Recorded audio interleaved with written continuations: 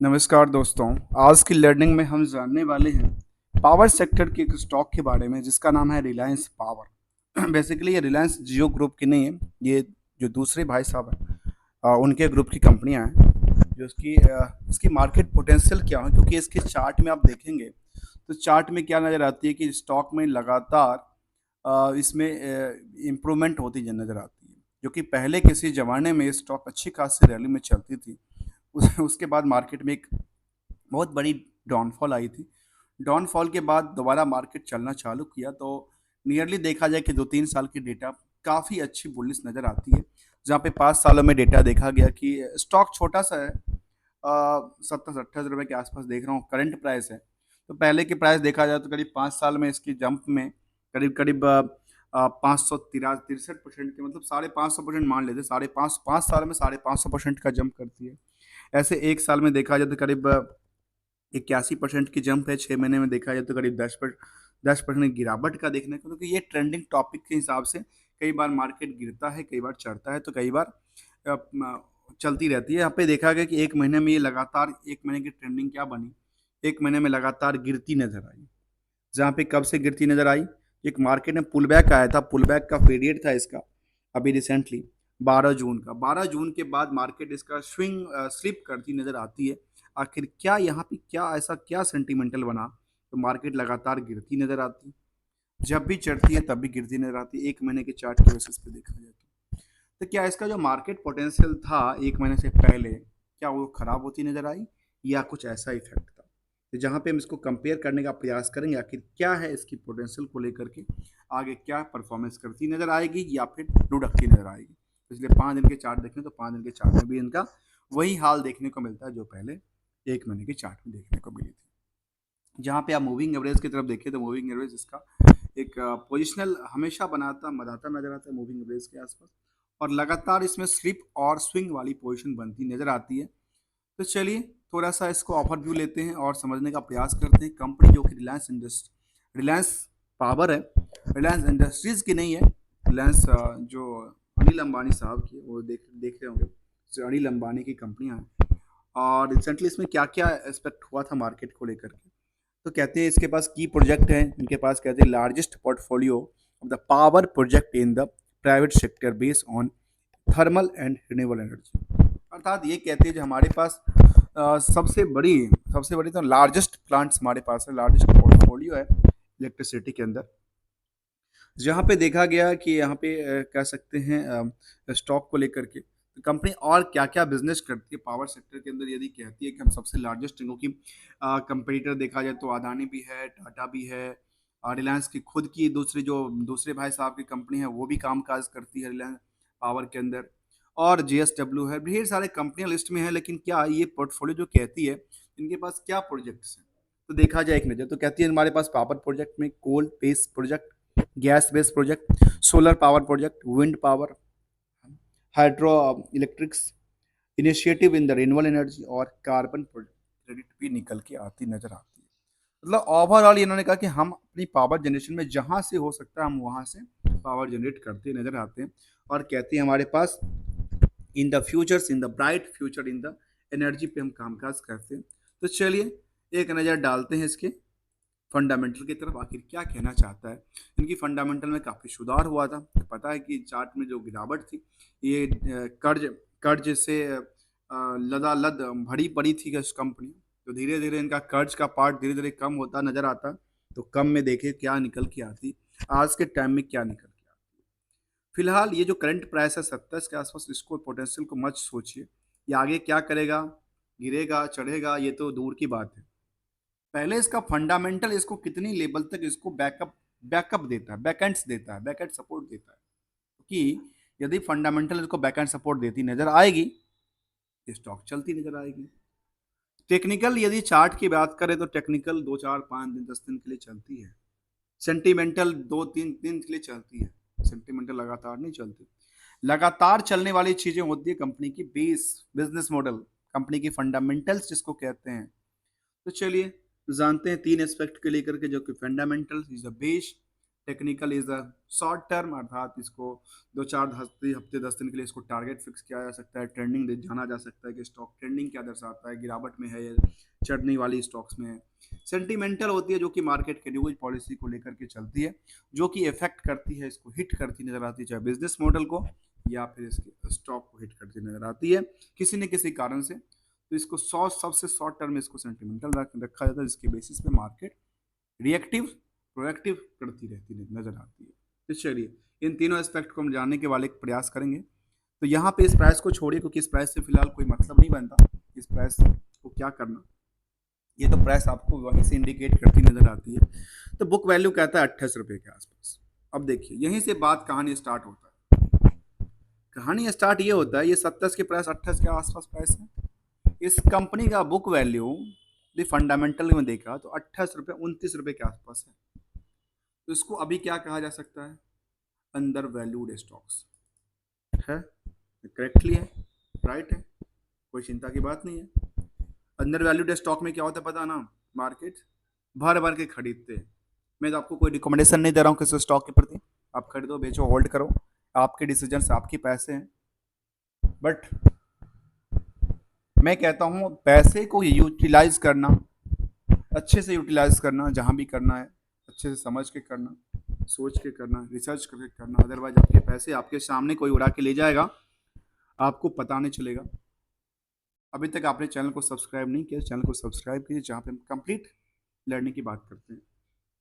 तो चलिए under valued stock देखने को मिलता है, तो मार्केट इसके हिसाब से क्या करती नजर आएगी, इसको और भी ग्रो लेवल पे देखती नजर आएगी।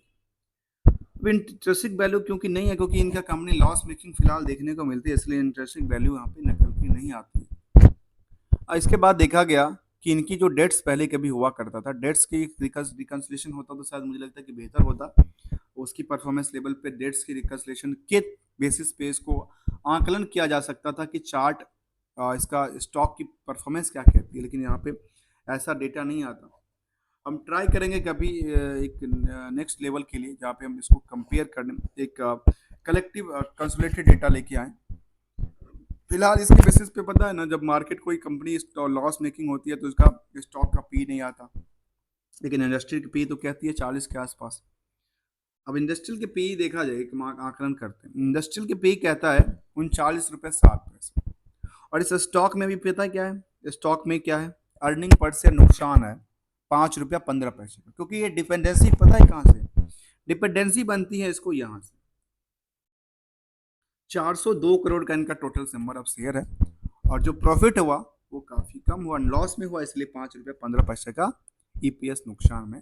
लेकिन इसके हिसाब से इसको तो कंपेयर किया जा सकता है, ऐसा नहीं कि नहीं किया जा सकता है, लेकिन as per the negative source के हिसाब से इसको नहीं किया, इसको डिवाइड क्या करें, कई गुना ये बढ़। अब इसके हिसाब से यदि मार्केट में पोटेंशियल बढ़ती है, इनकी प्रॉफिट धीरे धीरे सेटअप होती नजर आती है, सर प्रॉफिट में गेन निकल के आती है, तो मार्केट फिर इसके पीछे पीछे भागती नजर आएगी, जो कि पहले का भी इसमें दूसरा इंडिकेटर देखा था। तो कहते हैं डेट टू इक्विटी रेशियो जहाँ पे बहुत ज़्यादा था, 1.62 आसपास अभी भी पड़ा हुआ है। रेंट रेशियो भी 0.25 के आसपास का है। प्रमोटर्स होल्डिंग यहाँ पे केवल 23% की है। इसके बाद फिलहाल जो हमने किया था books price to book value भी एक जंप नहीं किया, 100% पे जंप नहीं किया है। इसके बाद देखा जाए तो अंडर वैल्यूड स्टॉक प्लेस कुछ है नहीं, अच्छी बात है। कर्ज के बावजूद भी इन्होंने अपनी प्रमोटर्स ने अपने स्टॉक को प्लेस नहीं किया, जहाँ पे बड़ी बड़ी कंपनियां भी अपने प्लेस कर देती है। आर ओ सी कहती है 1.3 और आर की निगेटिव है, क्योंकि इनका कंपनी थोड़ा सा निगेटिव साइड है। इस सब के पीछे पता है कितना, फेस वैल्यू 10 रुपये का है, और निकल के आती है क्या, एक बैलेंस शीट की फिगर आउट लेना चाहेंगे, और बैलेंस शीट और पीएल को कंपेयर करें तो निकल के आती है जितना भी सेल्स हुआ उस सेल्स का 21% इनका क्या पड़ा हुआ है, इनका डेटर पड़ा हुआ है। और वो डेटर प्रॉफिट के बेसिस पे कितना है, जितना प्रॉफिट हुआ कंपनी में उसका 143% डेटर पड़ा हुआ है मार्केट में, और वो पैसा देता है इनके पास 2 महीने से ज़्यादा, 3 महीने मान लेते हैं। और ये इसका 52 वीक में हाई अभी तक 34 रुपये तक गया था, जो उसके अंदर वैल्यूट को मुझे लगता है कि अब एक टिप करती नजर आई थी, और लोअर साइड भी 14 रुपया 8 पैसे तक गया था, ये कि पिछले साल का प्राइस हो। अब आते हैं एक नज़र डालते हैं कंपनी की तरफ।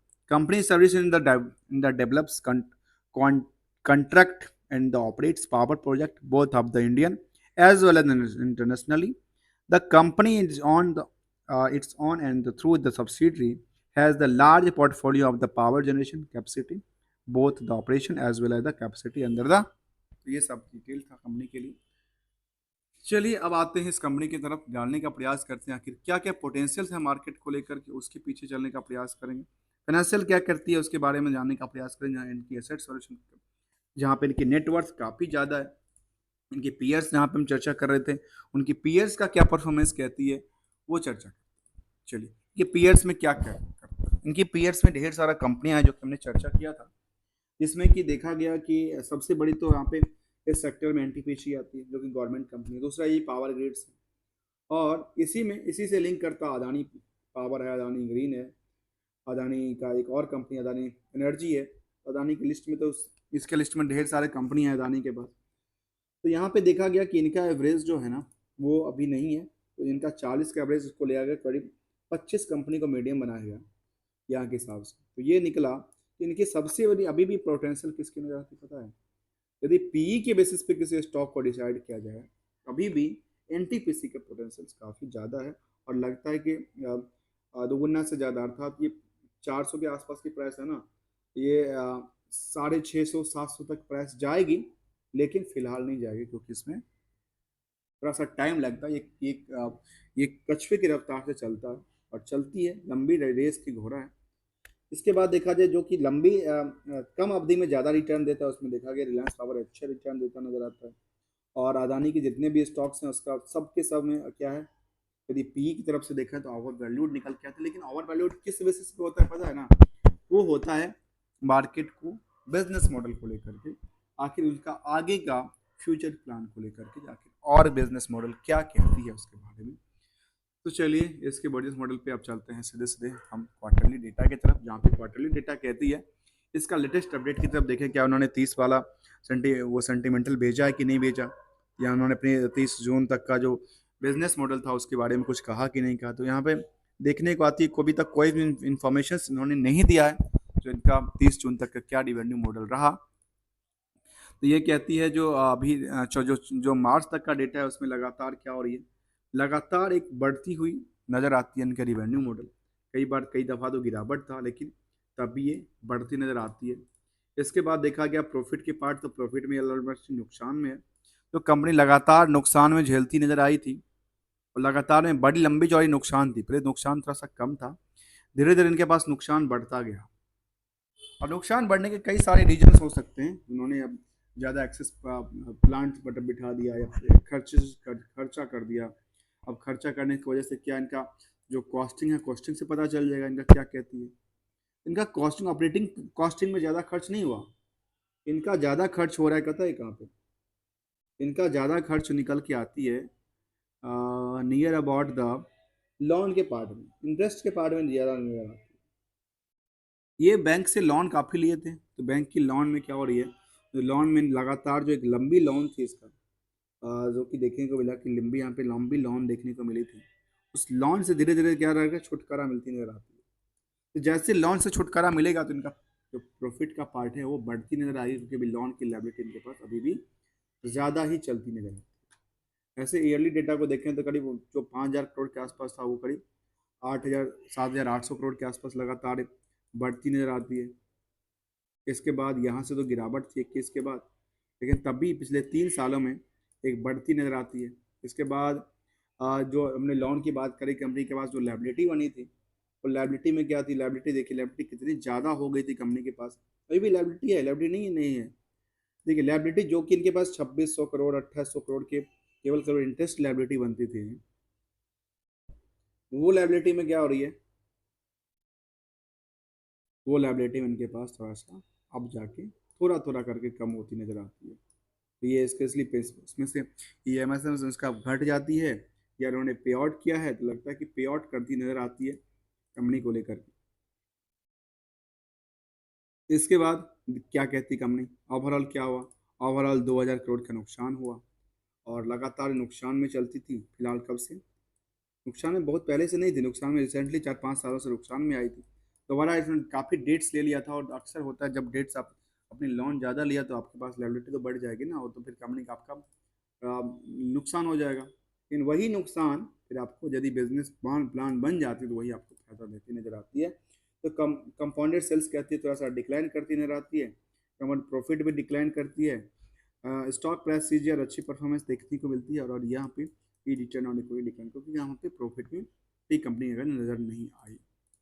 अब बैलेंस शीट में एक नज़र डालते हैं, क्योंकि इनकी लायबिलिटी का पार्ट्स में क्या रहा, बोरोइंग्स क्या करते हैं, सेटअप करती नजर आती है या नहीं करती नजर आती है। देखिए, जिस बोरोइंग की हम बात कर रहे थे तो क्या किया कंपनी ने, जो इनकी बोरोइंग्स थी, बोरोइंग्स लगातार क्या कर रही है, घटाती नजर आती है, अर्थात बोरोइंग्स को पे करती नजर आती है। यहाँ पे बोरोइंग्स इनके पास काफ़ी ज़्यादा हो गया था, और इसका रीजन भी ये होगा, रीजन होगा इनके पास जो प्रोजेक्ट थी, उन प्रोजेक्ट के एक्सपेक्टेशन लेकर के उन्होंने प्रोजेक्ट के बेसिस पे लोन लिया, और अब जाके लगता है कि अच्छा इनका लोन, अब बिजनेस स्टार्ट हुआ तो लोन धीरे धीरे खत्म होती नजर आती है। लगातार देखेंगे आज की लगातार इनका लोन का क्या, एक 32 के बाद यहाँ पे ज़्यादा काफ़ी रहा था, कहाँ पे सबसे ज़्यादा कहाँ पे लोन था इनका, 2016 में काफ़ी लोन था, उसके बाद उन्होंने 16 उसके बाद 17 में कम हुआ, फिर धीरे धीरे धीरे लगातार इसमें घटती नजर आती है इसकी लोन की पोजिशन।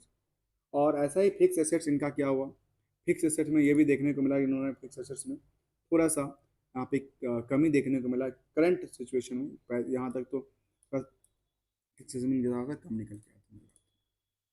ये था इसके लिए। अब चलते हैं इसके वहाँ पे ऑनरशिप की तरफ, सेंटीमेंटल की तरफ देख लिया, सेंटीमेंटल के बाद देखेंगे कंपनी का डिविडेंड का कुछ पार्ट होगा नहीं, बाकी कुछ ऐसा पार्ट नज़र नहीं आती है। लगातार अभी आजकल बढ़ने वाली सिचुएशन लगती है स्टॉक को लेकर के, और यहाँ पे कुछ ट्रेडिंग विंडो क्लोज करने के बाद किया था, लेकिन वो जून जुलाई का कोई अपडेटेड नहीं है। डिविडेंड का कोई ट्रैक रिकॉर्ड नहीं है 15 के बाद, क्योंकि कंपनी लगातार नुकसान में थी 16 के बाद, तो इसमें 16 के बाद का पोजीशन थोड़ा सा खराब हो गया था। हाँ, 16 के बाद नहीं पोजीशन खराब हुआ था, 16 के बाद देखा गया, 15 16 के बाद इनका प्रॉफिट तो था, लेकिन उन्होंने दिया नहीं, क्योंकि इनके साथ कुछ नहीं, क्योंकि मैंडेटरी तो है नहीं आपको डिविडेंड या बोनस देना। इसके बाद क्या हुआ कंपनी को लेकर के, अब आते हैं शेयर होल्डिंग पैटर्न, जहाँ पे कंपनी ने अपनी शेयर होल्डिंग ऑलमोस्ट बेच दिया, यहाँ पे कहाँ पे बिकवाली किया, और कितना 76% के आसपास पब्लिक के पास चला गया। तो ये क्या दर्शाती है इस स्टॉक को लेकर, जो इन्वेस्टमेंट पार्ट कहती है प्रमोटर ने कब शेयर होल्डिंग को बेचा, तो वो देखिए प्रमोटर के पास 75% के आसपास होल्डिंग हुआ करता था, कब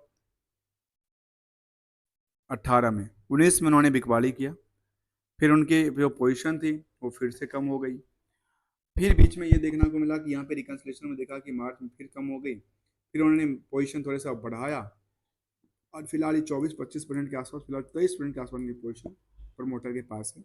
रेस्ट प्रमोटर, रेस्ट कहाँ चला गया, पब्लिक के पास शिफ्ट होती नजर आई। तो प्रमोटर्स में कौन है इसके, प्रमोटर पता है ना, रिलायंस इंफ्रास्ट्रक्चर्स लिमिटेड है, इनकी ढेर सारी कंपनियां हो सकती है मार्केट में लेकर के। चलिए एक नज़र डालते हैं कि कितनी कंपनियां हैं, इनकी एक ही कंपनी दिखने को मिली, रिलायंस पावर ही देखने को नजर आती है।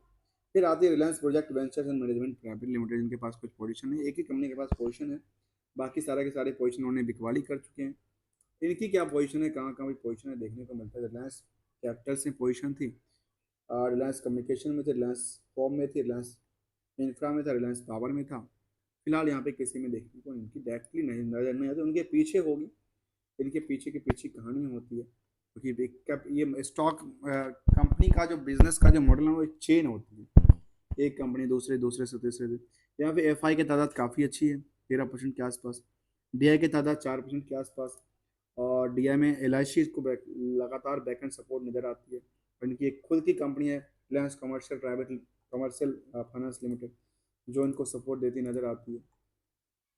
और इनकी अलग अलग कंपनियां उनका उन्होंने इन्वेस्टमेंट कर रखा है, इस कंपनी ने रिलायंस इंफ्रा में, रिलायंस पावर में, रिलायंस श्याम्स मेटेरियल्स में, ये इनकी ही कंपनी, उनकी ग्रुप की कंपनी होगी। इसके बाद देखा गया कि गवर्नमेंट का कोई रोल है नहीं, और पब्लिक की तरफ रोल देखा जाए तो पब्लिक क्या कहती है इसके बारे में, पब्लिक में देखा गया कि 58% के आसपास की होल्डिंग जो है कंप्लीटली इज मार्केट मोड के ऊपर है। तो मार्केट मोड में इंडिविजुअल क्या सोचते हैं इस कंपनी के बारे में, इंडिविजुअल में देखने को ये मिला सबसे ज़्यादा यहाँ पे ना इंडिविजुअल ही मार्केट में इसकी स्टॉक लिस्टिक लेके बैठे हैं, सबसे ज़्यादा इंडिविजुअल, और कितना है, करीब करीब कितना 60% के आसपास का देखने को मिला, 27 और 23 कितना होता है 50% के आसपास जो कंप्लीट पोजीशन है, 51% के आसपास, वो कौन बैठा लेके एक एक आम इन्वेस्टर जिन्होंने 2 लाख से कम और 2 लाख से ज़्यादा की इन्वेस्टमेंट करके चलती नजर आती है। चलिए एक नज़र डालते हैं इसके एसेट्स में। लगातार इनकी एसेट्स में थोड़ा सा कमी भी हुआ था, लेकिन सस्टेन करती नजर लगता है कि स्ट्रेस उन्होंने बिकवाली किया होगा कुछ ना कुछ पोजीशन को लेकर के। इनके पीयर्स में सबसे टॉप पे कौन आता है, तो वो इन पे सबसे टॉप में देखा जाए, इसकी कंपनी के पीयर्स में देखा तो Gujarat industrial power company, KKV आता है, केपीआई आता है, रिलायंस पावर चौथा नंबर पे आता है। उसके बाद इसकी कंसोलिडेटेड डेटा देखेंगे तो कंसोलिडेटेड डेटा में कौन निकल के आती है, जेएसडब्ल्यू एनर्जी है, एनएचपीसी है, अदानी ग्रीन है, और रिलायंस पावर चौथा नंबर, जयप्रकाश जी पांचवा नंबर। तो यहाँ पे सबसे ज़्यादा अभी जो बाकी कंपनियों के हिसाब से देखेंगे, तो बाकी कंपनियों के हिसाब से जो सबसे ज़्यादा गिरावट है ना, वो प्रॉफिट आफ्टर टैक्स में वो इसी का देखने को मिला, जो कि रिलायंस का देखने को बनती नजर आती है। 4,470 करोड़ का नुकसान देखने को मिलता है, near about the profit after tax की बात करती है कंसुलेट डेटा में, एज ऑन टाइम फ्रेम, जो कि शायद मार्च तक का डेटा था। तो चलिए हमने जानने का प्रयास किया रिलायंस के बारे में, इसकी हैवी पोर्टफोलियो नजर नजर आती है। लगातार स्टॉक में क्या नजर आती है, लगातार स्टॉक एक चलती नजर आती है, लगातार स्टॉक में जंप करती नजर आती है। और जब भी मार्केट सस्टेन करती है, मार्केट दोबारा, मार्केट क्या हो रही है, मार्केट दोबारा सस्टेन करती नजर आती है। और ये मार्केट जैसे सस्टेन करेगी दोबारा मार्केट फिर बूस्ट हो सकती है। फिलहाल यहाँ पे थोड़ा सा प्रेशर बनती नजर लास्ट।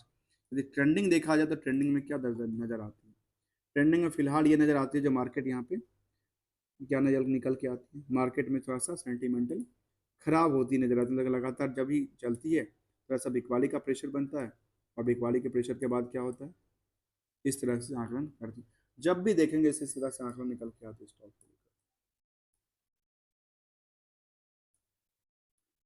जब भी देखेंगे इस तरह के आंकलन निकल के आते हैं स्टॉक को लेकर के, उसके बाद मार्केट रिएक्ट करती नजर आती है। तो ये इस तरह के आंकलन यदि है, इसको क्या करना चाहिए, ट्रेंडिंग जब थोड़ा सा गिरता है, जब चढ़ने लगती है, तो फिर मार्केट आज जैसे देख रहा हूँ मार्केट थोड़ा सा चढ़ती नजर आती है स्टॉक को लेकर। दोस्तों हमने समझने का प्रयास किया कंप्लीटली, आप चाहे तो जितना चाहे इंडिकेटर लगा सकते हो। Thank you so much for joining here.